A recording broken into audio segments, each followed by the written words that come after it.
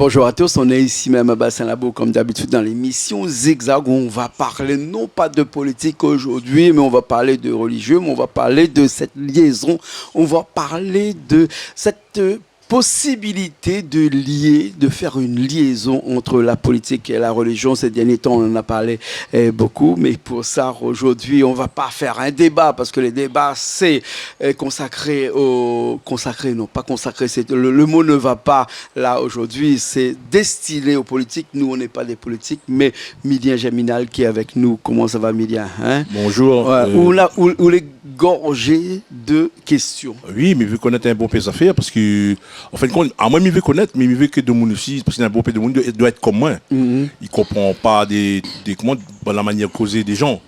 Il explique, il a une bonne l'expression, et que à nous réunionner là, nous ne comprenons pas, nous dit oui toutes les affaires sans comprendre. D'accord, ben en face de vous pour expliquer et essayer de te faire comprendre et de faire comprendre à toutes ces personnes qui nous regardent toujours. Pasteur Steve Kunda. Hein? Bonjour. Bonjour, pasteur. Bonjour mon cher Jean-Claude, comment tu vas? Ça va bien. Merci beaucoup de nous faire le plaisir de cette discussion aujourd'hui qui va tourner un petit peu à mon avis, puisque c'est d'actualité autour de la politique quand même. Bien sûr, autour de la politique, autour de cette compatibilité ou non-compatibilité entre la religion et la politique, ou peut-être que Midien va le dire, mais cette question fondamentale, est-ce qu'un religieux peut demain être candidat à une élection politique à La Réunion ou en France ou ailleurs dans le monde entier, bien entendu? Bien sûr, un religieux, même si nous avons un système étatique, constitutionnel qui veut justement une séparation entre le pouvoir de l'Église. Je parle de l'Église institutionnelle, pas simplement un individu de l'Église, et bien sûr l'État, parce que l'individu de l'Église fait partie de l'État, fait partie de la société, fait partie de la communauté, et bien que cette institution veut qu'il y ait une séparation entre le pouvoir politique et le pouvoir religieux, je l'entends très bien, mais à la lumière de la Bible, les deux sont intrinsèquement liés. Donc les deux sont intrinsèquement liés. Oui, les deux sont liés parce que en vérité, le politicien peut être un homme d'église et l'homme d'église peut être un politicien, tout comme le citoyen est un homme d'église et l'homme d'église est un citoyen. Pasteur, j'ai envie de poser une question à M. Midien Geminal ici, dit « Ah bon, on a toujours cru que les politiciens étaient des menteurs, des voleurs, des voyous, des bandits de grand chemin, etc. Est-ce que c'est compatible avec un homme religieux ?» Bon, déjà, comment m'a toujours cru. C'est pas moi qui a toujours cru, c'est le peuple en entier qui a toujours cru. Ah. Et après ça... T'as vu la casquette que l'on met sur les politiciens? Voilà, la casquette Matibana, c'est parce que Banal est comment? Excusez-moi, mais à moi, ma fille a fait avec des gens politiques. D'accord. Que Woodman en a fait, il dit oui, mais après jamais il donne. Ou bien que Ramasso, il dit ouais, elle est prête, qu'on arrive, le point. Donc un politicien est un menteur avant tout. Comment il appelle ça? Je dirais pas forcément que le politicien, je dirais la politique politicienne peut être imbue de mensonges. La politique politicienne, c'est le fait de faire miroiter, le fait de faire espérer les personnes. Par exemple, pendant que nous sommes en train de parler, j'ai un verset qui me vient dans ma tête. C'est 2 Pierre chapitre 2, le verset 19. Le verset dit ceci: ils vous promettent la liberté aussi longtemps que eux-mêmes sont esclaves de la corruption. Le mot corruption en grec veut dire vanité. Le mot corruption veut dire ce qui est vil.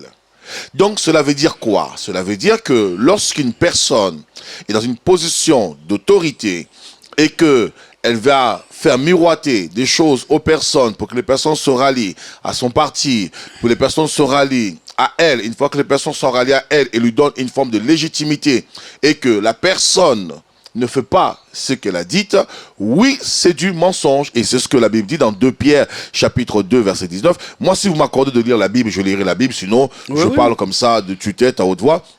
Il nous dit, ils vous promettent la liberté aussi longtemps que eux-mêmes sont esclaves de la corruption. Ça veut dire simplement que ce sont des menteurs. Donc la politique politicienne, oui, cache un mensonge, mais un politicien, c'est un homme qui a une éthique. c'est un homme qui a une éthique parce qu'un politicien est d'abord un citoyen. Alors, j'arrive pas à comprendre pourquoi à chaque fois il y a cet amalgame, il y a ce combat, on veut toujours faire une lutte de classe, une lutte de position, une lutte de fonction. Un politicien est un citoyen dans la société, faisant partie de la société. Et s'il se positionne en tant que politicien et recevant un mandat lors du suffrage, c'est pour mettre à exécution une vision, je dirais une vision mais malheureusement, non c'est pas le cas. unilatérale, mais une vision pour l'intérêt général et non l'intérêt personnel. Malheureusement, pasteur, c'est pas le cas. Aujourd'hui, quand il y a un homme politique qui va en campagne, qui bat campagne aujourd'hui, hein, il est obligé de rassembler un plus grand nombre autour de lui. Et quand il essaie de rassembler un plus grand nombre, il fait des promesses. C'est ce qu'on appelle les promesses électorales. Hein, ça, c'est très connu. Le problème, c'est qu'avec les promesses électorales, il a 6 ans ensuite pour accomplir un petit peu toutes ces promesses. On ne lui demande pas d'accomplir tout de suite, dès qu'il est élu, tout ce qu'il a promis. Oui. On lui donne 6 ans Oui.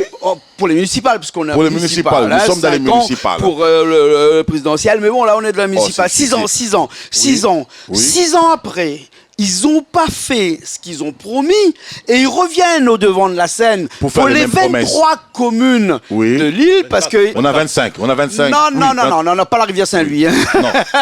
Non, non, non, le 25, c'est rivière Saint-Louis. 25 quartiers, C'est pas encore, Saint-Louis. c'est Je pas suis- encore d'actualité. Ouais, je suis tellement C'est dans la pas politique en ce d'actualité. moment que... Il y a 24 communes Oui. à La Réunion, il y a 23 communes Exactement. où il y a des maires qui se représentent, hein, sauf à la mairie de Sainte-Suzanne, où le maire ne se représente pas. Donc, dans ces 23 communes-là, eh ben, ces maires-là, Oui. ils ont promis des choses, on Oui. leur a donné 6 ans, Oui. ils n'ont pas pu faire, et ils reviennent et repromettent encore que redonnez-moi encore 6 ans, je vais pouvoir le faire. Hein. Donc, du coup, est-ce qu'on ne se pose pas la question Oui. dans tout ça, dire, est-ce que c'est un maire menteur? Faut pas dire c'est un maire voleur, parce que lorsqu'on ment, on est aussi quelque part un petit peu voleur de la parole qu'on a Bah donnée. oui, un peu, Bien oui. sûr, on n'est pas voleur obligatoirement de façon financière, de façon pécuniaire. On Bien est sûr. aussi voleur de la parole qu'on a donnée. On a volé des paroles pour pouvoir le donner à des citoyens en leur disant... C'est en de la faisant ruse, c'est de la miroiter, ruse, hein. En le faisant miroiter, Bien en leur sûr. disant venez, votez pour moi et je vous donnerai tout ce que vous voulez, en tout cas tout ce que je vous ai promis. Le problème, c'est qu'on promet beaucoup de choses et on ne peut pas. Mais on sait... Au bout de la course, il y a très peu de résultats. On sait que de toute façon, il y a beaucoup de choses qui... Il y a un maire qui un jour a dit « Ne vous inquiétez pas, on va construire un pont ici !» Il y en a un qui a levé la main dans le meeting, il a dit « Mais monsieur, le candidat, il n'y a pas de rivière ici, vous inquiétez pas, on va faire un pont, la rivière viendra après !» C'est la gauche qui, dans le temps-là, a dit ça, dans le temps où il y avait encore M. Vergès qui était là. C'est véridique, hein, vous pouvez aller voir. Hein. Non, mais C'est j'acquiesce, parce hein, que- j'acquiesce. C'est parce que le pont ne devait pas servir pour franchir une rivière, mais justement pour relier deux quartiers. Hein. Et ces promesses-là, c'est des promesses qui sont comme ça, en l'air, juste pour pouvoir faire miroiter. Comme si que, on a dit toujours que tout ce qui brille n'est pas de l'or. C'est Mais une toutes vérité les aussi. paroles des politiques ne sont pas vraiment bénies des dieux quand même, ou du Dieu. À qui la faute? À l'homme? À ceux qui votent. À ceux qui votent? Je suis désolé, il y a un moment, il faut quand même être juste. Quand un homme, une femme se présente, un homme, peu importe le candidat, peu importe son sexe, se présente avec un projet, une vision claire, explicite, vous disant, donnez-moi, légitimez-moi, donnez-moi un mandat de 6 ans, pendant 6 ans, je ferai ceci, je ferai ça, je ferai ceci, ben, on juge un candidat par rapport à son projet et par rapport à la réalisation. Si on estime qu'il n'a pas fait au moins 50% de son projet, dans ce cas-là, cette personne n'est pas apte à rester en politique. Donc on estime Il que faut les changer. 50% autres, il l'a menti.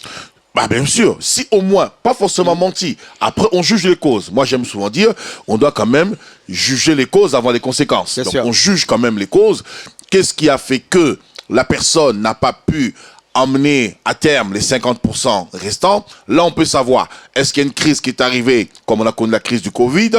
Quelle est la situation qui a fait que, à partir de ce moment... Les circonstances atténuantes. Bien sûr, à partir de ce moment, on se fait une analyse. Bien sûr. Je pense qu'il ne faut pas prendre les citoyens pour des abrutis, mais en même temps aussi, il faut que chaque citoyen puisse faire valoir son droit citoyen. Le droit citoyen, on le fait valoir en votant, et chaque personne doit voter en son âme et conscience avec, bien sûr, les projets qui sont présentés et non pas simplement des balivernes. Bien sûr, Milia, on revient au ce sujet-là. Est-ce qu'un homme, un religieux, comme tu disais tout à l'heure, là-bas, qu'on était en off, là, en disant un homme religieux qui n'a pas le droit de mentir, qui doit dire la vérité et qui est là pour prôner la vérité, prôner beaucoup de choses qui tournent autour de la vérité, ne peut pas être un homme politique? On me pose la question là parce que bon, on nous connaît en Afrique, on a beaucoup de pasteurs, les présidents. Oui. Aux États-Unis aussi. Aux États-Unis, bon pays là. Oui. Mais je dis pas en France, me dit la Réunion parce qu'il ne connaît pas trop la France. Même il est français. Et la Réunion, nous n'a jamais trop entendu ça, nous. Ok. Nous ne connaissons pas si dans la pasteur était meilleur, mais jamais entendu. Oui. Et pasteur était bonnes affaires comme ça. Oui. Alors, Milia, moi, il y a quelque chose qui me dérange avec cette affaire de l'Afrique. J'en ai plus cassé. Les Américains aussi, c'est pareil. Vraiment. C'est pas seulement l'Afrique, pasteur. Il y a aussi les Américains qui... Là, sur ce il y a beaucoup de pasteurs qui font de la politique aussi là-bas. Bien sûr, mais sur ce plateau, je tape du poing. Pourquoi? Parce que je suis plus que fatigué, j'en ai plus cassé d'entendre à chaque fois ce mot africain, l'Afrique, comme si tout ce qui vient, tout ce qui est anormal, tout ce qui est fou-folle, tout ce qui est incohérent, tout ce qui est incompétent viendrait de l'Afrique. Nous oublions qu'aujourd'hui, la première puissance mondiale... On parle de la religion là. Non, on parle d'un pasteur. Non, on ne parle pas des politiciens africains qui sont élus, non pas démocratiquement aujourd'hui, mais qui sont élus que par des coups d'État. Des coups d'État. On ne parle pas de ça. On pose la question. C'est pour dire en fait quelque part... Parce que, soi-disant, en Afrique, tout est permis. Quelqu'un peut être président, peut être pasteur ou un pasteur, peut se lancer dans la politique. Mais nous oublions qu'aujourd'hui, nous avons la première puissance mondiale, économique et militaire, entre guillemets, à propos des nuances, des suspensions, qui est les États-Unis. Et qui est dirigé par M. Donald Trump. Et Donald Trump, à la Maison-Blanche, il a créé ce qu'on appelle une cellule de la foi, une maison de la foi. Qui est dirigé par Paula White. C'est quoi les maisons de la foi? Une église, un genre de... C'est des pasteurs qui sont les conseillers de Donald Trump. Et avant de faire quoi que ce soit, il va recevoir la prière, il va demander leur orientation, ils vont prier pour lui. Et dans cette chapelle qui est dans la Maison Blanche, la White House, ils se réunissent pour prier. Donc, vous voyez que ce n'est pas juste un problème qui vient de l'Afrique. C'est plutôt chaque nation a ses coutumes. C'est un problème de coutumes et de mœurs. Nous, par exemple, les bons Français que nous sommes, les bons Gaulois, les bons descendants de Clovis que nous sommes, notre problématique... Tu as appris à l'école que tes ancêtres étaient Gaulois aussi, pasteur, peut-être? Je parle des Français que nous sommes, parce que je suis Français. Mais nous, on nous a appris à l'école que nos ancêtres étaient Gaulois. Oui, mais là, je ne parle pas de l'identité. Mais si je pousse la réflexion encore plus loin, je dirais que nos ancêtres sont africains. Scientifiquement prouvé au jour d'aujourd'hui. Si on remonte il y a 60 millions d'années, que de là, hein. Oui, là, on risque de rentrer dans un autre terrain. On va dépasser le sujet d'aujourd'hui. Les autres disaient trop fort pour les autres. Alors, il n'a pas encore répondu à moi, là. Oui, il répond où? Donc, mais là, il me titille. Bon, il faut que je réponde. Alors, on va plus loin. On va rester là. On est au 21e siècle. C'est bon. Donc, je disais à la Maison-Blanche, le président de la République aujourd'hui, il est quelque part sous une influence pastorale, spirituelle, si on peut dire ça ainsi. Et il le reconnaît, il le brandit lui-même. Et d'ailleurs, son désir, c'est de communiquer les valeurs chrétiennes.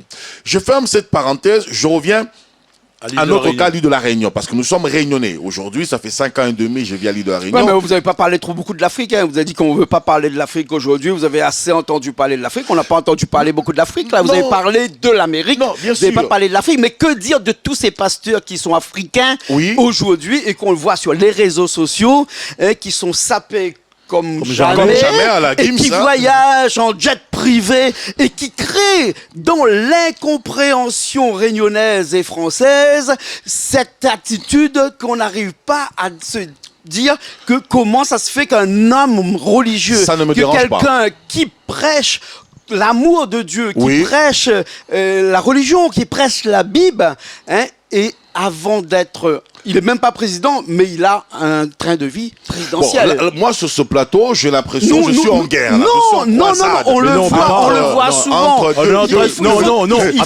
Il faut crever un abcès. On creuse un abcès ici et Canal Austral est là pour crever j'ai l'impression, aujourd'hui, je sais pas qu'est-ce qui se passe sur ce plateau, j'ai l'impression il y a une guerre de 2 contre 1. Non, est-ce que... Oui. Là, les chrétiens auxquels on fait chrétiens évangéliques. Chrétiens évangéliques. Et au fait signe de croix après chrétien. Non, ça c'est catholique ça. Catholique. Oui. On fait signe de croix parce que bon, notre Mayanou, et à moi le plus petit là. Je finis de répondre à ta question, mais voilà. je prends la parenthèse de Jean-Claude. Ouais. Moi, je ne suis pas contre qu'un pasteur mène une vie brillante, mène un train de vie luxueux à partir du moment où cet homme légitime et justifie la source de ses revenus. À partir de ce moment, cet homme ne manipule pas les gens. À partir du moment, cet homme n'escroque pas les gens, dépouille pas les gens. À partir du moment, cet homme n'a pas des activités malsaines et que son argent est justifié, il le gagne correctement par ses entreprises ou peu importe les dons qu'il peut recevoir. Mais généralement, c'est pas ses entreprises, hein, c'est généralement sa communauté. Non, je précise. Mais c'est sa communauté qui le fournit assez d'argent pour pouvoir acheter le jet privé. Mais que dit la Bible là-dessus? Que dit la Bible là-dessus?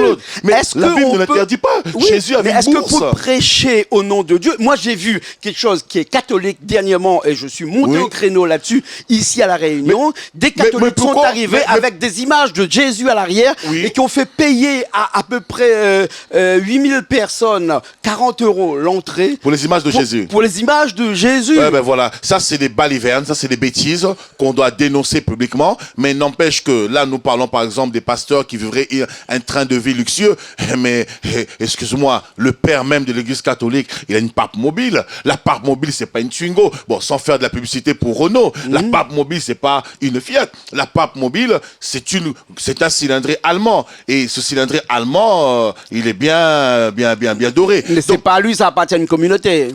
Oui, mais c'est pareil. Le pasteur, lui, il est propriétaire de son jet privé. Mais il appartient à une communauté, ce pasteur-là. Ah ouais, mais il n'y a que lui qui a droit. Oui, mais s'il est fidèle. Moi, je donne un exemple concret, mon cher Jean-Claude. Je ne vais pas étaler ma vie ici. Bien sûr. Demain, tu me vois, par exemple, rouler en Porsche. Parce que quelqu'un m'a offert une Porsche. J'ai prié pour une personne. La personne manifeste sa reconnaissance envers moi en m'offrant une Porsche. Je vais dire quoi? Tu es maudit? Je vais refuser la Porsche? Non, mais sous prétexte, au nom de la fausse humilité. Mais c'est pas entrer dans la pensée collective. Prier ne veut pas dire être pauvre. Prier ne veut pas dire être mendiant. Le roi David a dit, j'étais jeune, j'ai vieilli, je n'ai jamais vu le juste abandonné, ni sa postérité mendier le pain. Et moi, ma prière... Être pasteur est un métier où on peut prospérer? Non, pour moi, non seulement le pasteur doit prospérer, mais pas que le pasteur. C'est toute l'église qui doit prospérer. Moi, dans mon église, le message que je prêche, le peuple est la tête et non la queue. Le message que je prêche, le peuple doit exceller dans la société. Pourquoi? Parce que lorsque Dieu a créé l'homme à l'origine, dans Genèse chapitre 1, verset 26, Dieu dit ceci, créons l'homme à notre image et à notre ressemblance afin qu'il domine. Le mot dominer veut dire influencer. Donc, lorsque nous sommes chrétiens, la mission primitive que nous recevons de la part de Dieu, c'est influencer. Influencer les économiquement, influencer socialement, influencer politiquement, influencer émotionnellement, influencer familialement. Ouais. Tout ce que nous faisons doit dans la langue être une française, source d'encouragement. Influencer veut dire aussi faire en sorte d'être supérieur à ceux qui sont inférieurs dans la pensée, dans l'éducation, dans la religion, dans ses connaissances.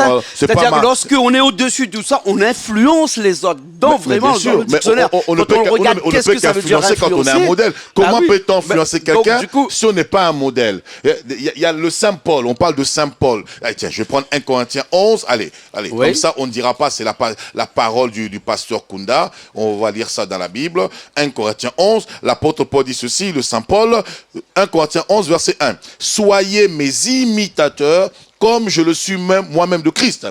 Le Saint Paul, il dit, soyez mes imitateurs, imitez-moi. Ça veut dire quoi? C'est que vous voyez en moi, faites-le. Ça veut dire qu'il devient un modèle. Un influenceur, c'est celui qui va encourager les autres. C'est celui qui va être comme une jauge, un repère, un influenceur, celui qui doit être un modèle. Je ne parle pas de nos influx voleurs au jour d'aujourd'hui, qui sont sur placent des TikTok, produits, qui font Facebook, tout n'importe quoi. Bon, comme Milien, mais comme c'est mon ami, c'est je un compte pas influenceur, Milien. Là-dessus, on c'est un l'appelle bon l'influenceur influenceur. 974 Milien. Attends là où, bon, arrête, à un moment, il n'est pas influencé, mais il n'est pas rien. Bon, attends là où.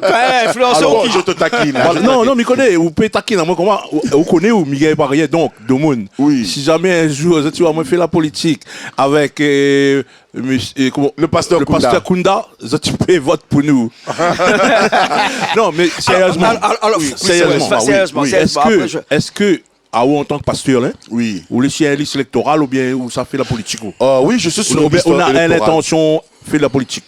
Alors, en toute sincérité, quand je suis venu à l'île de la Réunion, je parle vraiment en toute objectivité. Moi, j'ai voyagé dans le monde. Quand je me suis installé à l'île de la Réunion, j'ai vu un premier malaise. J'ai vu des familles brisées. Parce que dans l'église, on travaille beaucoup pour la restauration des familles. On met des ateliers, psychologues, tout ça, etc. Sexologues, ainsi de suite. Des familles brisées. J'ai vu une délinquance juvénile, mais vraiment à un certain niveau. J'ai vu des jeunes très tôt tomber enceintes. Et c'est vrai que j'ai compris qu'il y avait un problème aussi d'éducation. Le problème est profond, je ne vais pas tout étaler ici. Et il y a un désir qui est monté en moi. Pourquoi? Parce que je me dis, j'ai une certaine connaissance, j'ai une certaine intelligence. Mais si je me bloque en me disant simplement je suis un homme d'église, il faut un moment pousser les gens. Et je pousse à l'église, les fidèles de l'église, à émerger dans la politique, dans la société. On parle d'influenceurs. On ne peut pas influencer. On ne peut pas influencer si on n'est pas aux commandes. Parce que les grandes décisions ne se prennent pas en bas, les grandes décisions se prennent en haut. Et si on veut influencer, apporter les bonnes mœurs, une bonne probité, dans ce cas, il faut être en haut. Et pour être en haut, eh bien, dans ce cas, il faut être en liste électorale. Et au jour d'aujourd'hui, moi, dans ma commune de Saint-Louis, je me suis engagé sur la liste électorale de Madame Emmanuelle Sinakoti parce qu'elle porte une bonne alternative, une bonne vision pour la commune de Saint-Louis. Et par rapport aux idées que j'ai aussi, parce que c'est une femme qui est à l'écoute. Elle ne va pas seulement imposer une idée, une idéologie, une vision ou étant dans l'autoritarisme. Bien sûr. Parce qu'on ne va pas faire de la politique, machin. Mais est-ce que c'est vraiment typique aux pasteurs évangéliques, ça? Non, c'est pas typique seulement aux pasteurs évangéliques. C'est parce que les pasteurs évangéliques, la chose qu'ils ont compris, c'est qu'ils ne sont pas simplement une institution traditionnelle. Ils ont compris que la vie chrétienne, par exemple, je suis sur cette table-là, on n'est pas à l'église. On m'appelle pasteur. Donc, ils ont compris en fait que notre fonction, entre être pasteur, c'est une identité. C'est pas juste une fonction. Ça veut dire quand j'arrive entre les quatre murs, je mets mon costume de prêtre, de sacerdoce, et quand c'est fini, je suis monsieur tout le monde. Non, je suis pasteur au travail, je suis pasteur à la maison, je suis pasteur dehors. Quand les gens me voient dehors, ils voient le pasteur Kunda. Donc même en étant à l'extérieur, je dois avoir une éthique par rapport à mon identité. Donc c'est pas seulement typique aux pasteurs évangéliques. Parce qu'on le voit pas c'est typique à tous les chrétiens et à tous les niveaux. On le voit pas sur d'autres communautés, par exemple. Mais parce qu'on a une autre compréhension des choses. On a une autre compréhension des choses. Il y en a beaucoup, des choses. communautés ici. Il y a les catholiques, il y a les tamouls ici, il y a la région musulmane. Oui, mais je ne peux pas parler.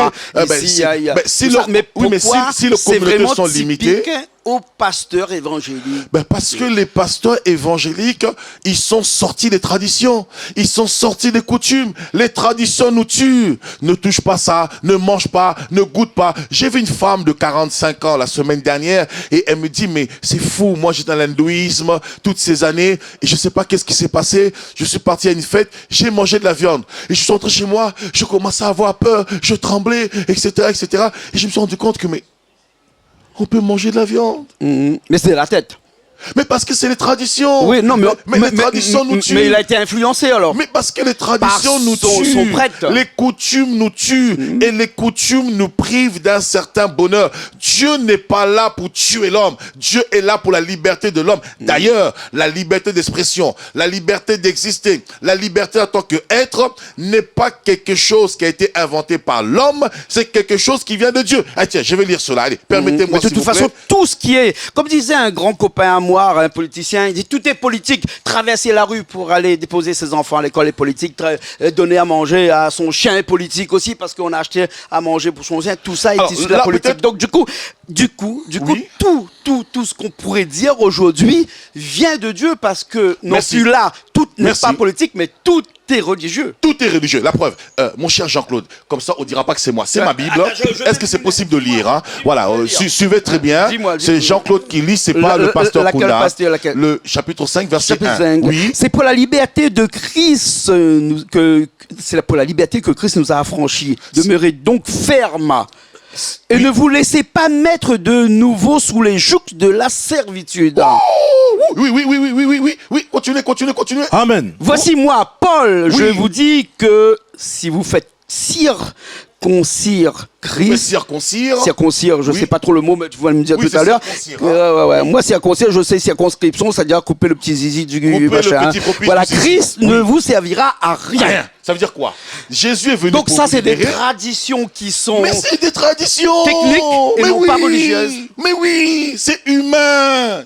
C'est des ordonnances, des préceptes humains pour faire satisfaire le manger pouvoir. Du porc, donc c'est pas interdit. C'est pas interdit. Manger du bœuf, c'est pas interdit. Cabri. C'est pas interdit. La polygamie n'est pas interdite. Si. Ah bon? Oui. Ah d'accord. Ah, si, c'est Bon, ça. C'est un peu, c'est interdit. C'est pas... Écoutez. En fait, là, hein, Oui. la Bible Richard, nous fait des leçons de morale. C'est-à-dire que tout est possible. Il faut juste que la morale est d'accord avec nous. Et qui est la morale? C'est ce qui est à l'intérieur de nous. La morale, c'est pas notre esprit, c'est notre âme qui crée la morale à l'intérieur de nous. Un petit peu comme notre corps crée du sang neuf à chaque fois pour se régénérer.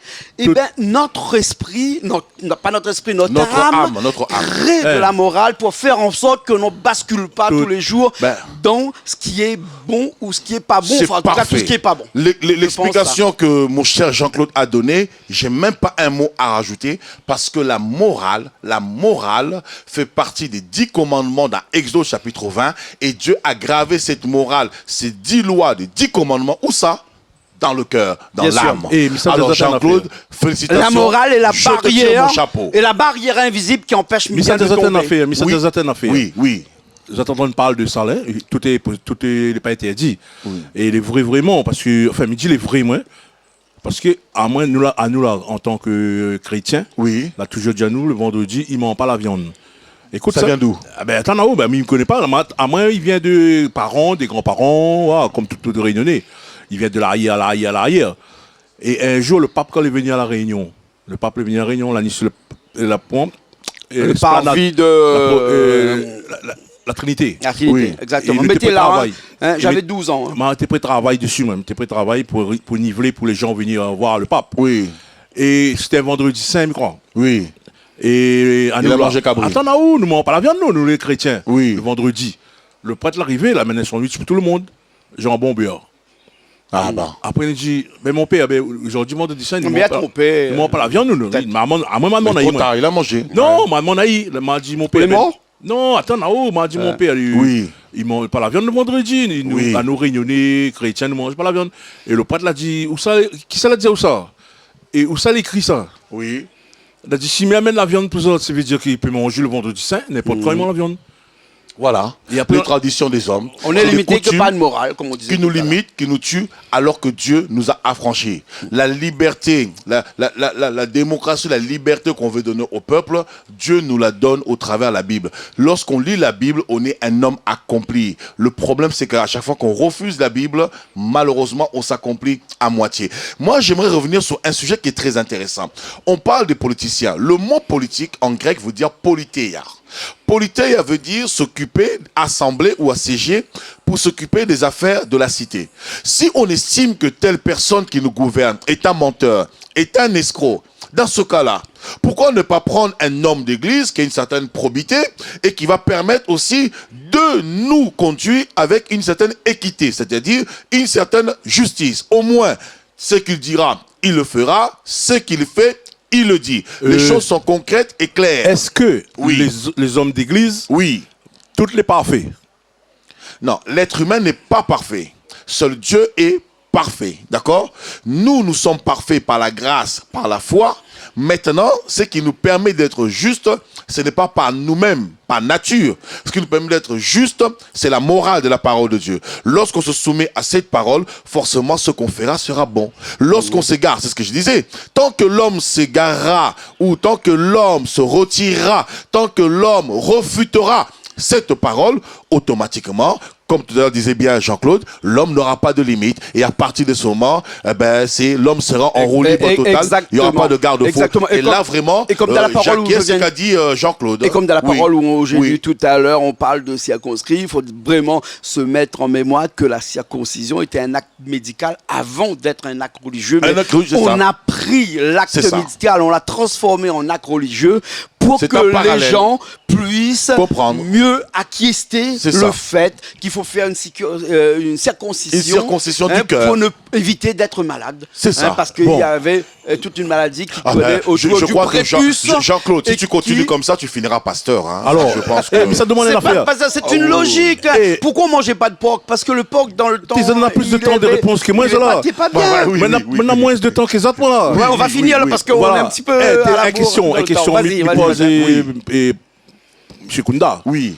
M. Kunda, il connaît plus Pasteur comment Kunda. appeler. Moi, Pasteur c'est Kunda. oui, il n'y a pas de souci. Et il peut appeler notre nom encore. Monsieur Kunda. Non, on a un autre nom encore, pasteur et Apôtre, je suis apôtre, Voilà. oui, je suis apôtre. Et que tout le monde y connaît. Après, mais ça pose une question, répondre à Oui. moi. Ou parce que, Il va répondre, il va répondre. Après, Sans est-ce que dans détour. la Bible est marqué, mais il connaît pas, hein? Pourquoi les gens, ils suivent un homme politique et surtout dans un bon peu en ce moment, ils suivent Bana. Et Bana, il dit, Bana, il donne un contrat. Il a fini pas 6 ans, hein, il n'a pas gagné un contrat, ou bien il n'a pas signé rien pour ça, et Bana, il continue à suivre. Vous comprenez ce que ça veut dire là? Bien sûr. Parce que promettre n'est pas dette. Voilà. Hein? Promesse En n'est pas politique, dette. en politique, promesse n'est pas promesse n'est pas dette. Mais comme je disais tout à l'heure, maintenant, même si promesse n'est pas dette, mais celui à qui on a fait la promesse, si la personne n'accomplit pas sa promesse, pourquoi continuer à suivre? Pourquoi continuer à voter une personne qui vous ment en pleine face? Donc il y a un moment, chacun a son rôle à jouer, chacun a sa part. C'est comme les gens qui disent, si je vais mal, c'est la faute de Dieu. Si j'ai un problème, c'est la faute de Dieu. Dieu t'a donné la vie, mais il t'a donné la responsabilité de bien mener ta vie. Donc c'est facile aussi parfois de vouloir toujours trouver des boucs émissaires. Chaque personne est responsable. Le citoyen est responsable, le politicien est responsable et à chacun d'assumer sa responsabilité. Par contre, la différence entre le politicien et le citoyen a un pouvoir. Le pouvoir du citoyen, c'est le vote. Le vote utile, le vote qui permettra soit de sanctionner lorsque le maire n'accomplit pas sa mission en tant que politicien ou en tant que député élu, peu importe. Hein, l'homme politique ne remplit pas sa mission. Le citoyen a une carte en main, c'est lui qui a le carton rouge pour dire, monsieur, vous nous avez menti, nous sortons le carton rouge comme l'arbitre, on ne vote pas pour vous, nous choisissons un nouveau, compétent ou incompétent, c'est pas grave, au moins celui-ci, D'accord. il ne fait pas des promesses mirobolantes, abracadabrantes comme disait Bien sûr. Jacques Chirac, il a une vision proprement dit et nous voulons le suivre. D'accord. Et moi, j'ai une responsabilité vis-à-vis de tout ça. C'est qu'on a passé les 40 minutes alors qu'on devait faire une 30 minutes. Et je suis obligé de dire qu'on reprendra cette Mais je retiens conversation qu'aujourd'hui, c'était- après les élections. Ça a été politiques, une hein. attaque contre moi, dis donc. Non, hein, non, c'était non, une non, guerre. non. Et, Aujourd'hui, 2 contre 1. Non, non, non, non, non. Et nos non, affaires non, parties. non, non, pas 2 contre 1. On veut seulement des Parce que explications. vous voulez poser aux autres des questions, des questions comme vous connaissez un peu la politique, vous regardez la Bible et vous connaissez, vous avez une intelligence plus supérieure que les miennes. Et même Jean-Claude, vous êtes Bien sûr. Non, Et- on est pareil. on est Non, pareil. non, non, nous les pareils, oui, nous les humains, nous les pareils, mais après, là, on a des trucs que réunionnés, ne comprend pas. C'est juste l'intérêt, Il faut dire. l'intérêt qu'on Ouais. apporte aux choses. Comme on a dit, Bien sûr. on a des gens qui suivent le monde sans comprendre, et de manière, on dort le bon monde, en doctrine, et le bon monde, il d'accord. attend, jamais il gagne. Le Réunionnais doit arrêter de rêver, je vous assure. Moi, j'ai fait toutes les îles françaises, la Martinique, la Guadeloupe, la Guyane. La Réunion est une île merveilleuse. La Réunion est une belle île. Nous pouvons faire de la Réunion un paradis sur terre.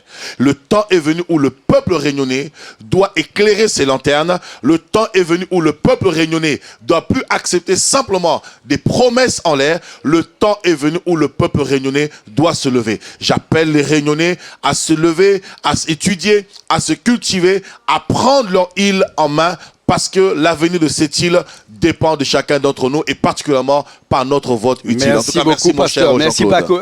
On l'a vu que le pasteur aussi est un politicien, Ouais. en même temps d'être un religieux. Hein. Il connaît Vous avez bon vu, là, il vient Père faire un discours politique là. Hein. La finale, là, c'est un discours politique, pasteur. Ah, désolé, mais c'est vraiment un discours politique. C'est plus fort que moi. Exactement comme t'en fais dans les meetings politiques. Parce qu'en tant Mais que j'espère pasteur, ce que vous dites est vrai. je m'occupe alors que de- de je l'autre m'occupe des côté, fidèles et peut-être et pas aussi politiciens, vrai c'est aussi ce comme qu'on un dit. pasteur. Exactement. Merci Ben beaucoup, ouais, mais, Julien. oui, moi, bon, la prochaine fois, peut-être si on a l'occasion, on m'a redit, parce que il y en a d'autres questions pour poser au niveau des faibles et des forts. On pourra faire une autre émission. on fera une autre émission. Ben, merci On fera une beaucoup. émission. C'est un grand plaisir. Pasteur C'est un Hilda. grand plaisir. Et merci Jean-Claude. Et je voulais juste dire quelque chose avant qu'on finisse, parce que ça, Emilia, tout à l'heure, a répété en plusieurs fois en parlant de l'intelligence, que l'intelligence est liée. Hein, et je pourrais même dire, pasteur, qu'il est intrinsèquement lié à une connaissance. On est intelligent parce qu'on connaît la Bible, mais peut-être que le pasteur ne connaît pas le BTP. Moi, sûr, je suis intelligent bien parce sûr. que je connais le BTP. C'est pourquoi j'ai dit c'était Toi, tu relatif connais tout à l'heure. la musique, La musique. Emilien. Tu es intelligent parce Je que pourrais tu connais pas la chanter comme musique. toi. L'intelligence est liée Gloire. à quelque chose Seigneur. que l'on sait faire, Dieu. que les autres ne peuvent pas le Ah, bien faire. sûr. C'est pour ça que Bien sûr. les uns sont plus intelligents que les autres ou exactement comme les autres. Mais il ne faut pas croire que l'intelligence nous fait ce qu'on appelle une ségrégation entre les uns On nous et les distingue autres. des uns des autres, ou je dirais même que l'intelligence des uns des autres crée une complémentarité dans la société Exactement. et produit justement une avancée. C'est pour ça qu'on met ensemble les intelligences des uns et des autres pour pouvoir C'est ça. avancer En fin de et qu'on compte, peut aller sur la Lune. M'a sur Mars. rien compris que ça a dit. Parce que On en parle après, alors, on en parle après. Il y a des affaires m'arrêtent. Parce qu'il y en a deux mondes ici. Oui. Dans la compétence, dans la bac, dans la, comment on dit ça, dans la partie Oui, d'école, de diplôme. loin. Hein? Et en politique, il aide pas le bon monde, ça aide de monde pour rien, il doit nos autres familles ou bien nos camarades. Et, voilà. Et or, on a des compétences à l'île de la Réunion, prendre de des conscience. réunionnais, il est Tout très à fait. fort à apprendre l'école, Il y a le bagage, beaucoup de choses à la Réunion. Et les autres, ils aident pas lui. Un politicien, les autres, ils aident pas réunionnais. Mais dis la vérité devant un futur Et c'est candidat, pourquoi devant mes je Jean-Claude me Madin. positionne en tant que candidat pour apporter ce changement, pour faire lever la Réunion, mettre la Réunion en l'air, faire bouger les choses. D'accord, Et merci si l'on beaucoup. pas fait, là, on va coûter à moi encore. Je le ferai. Je le ferai. Merci beaucoup. Je le ferai. Merci beaucoup, pasteur. Merci, Merci merci. beaucoup, Milien, aussi d'être là avec nous. Merci à Richard qui nous a supporté pendant ces 45 minutes d'émission. Hein, c'est beaucoup, oui, je sais, mais peut-être que l'actualité actuellement vaut le détour. Merci beaucoup. Nous on se retrouve très prochainement dans de Merci. nouvelles émissions Zigzag sur Canal Austral. À bientôt. Hey!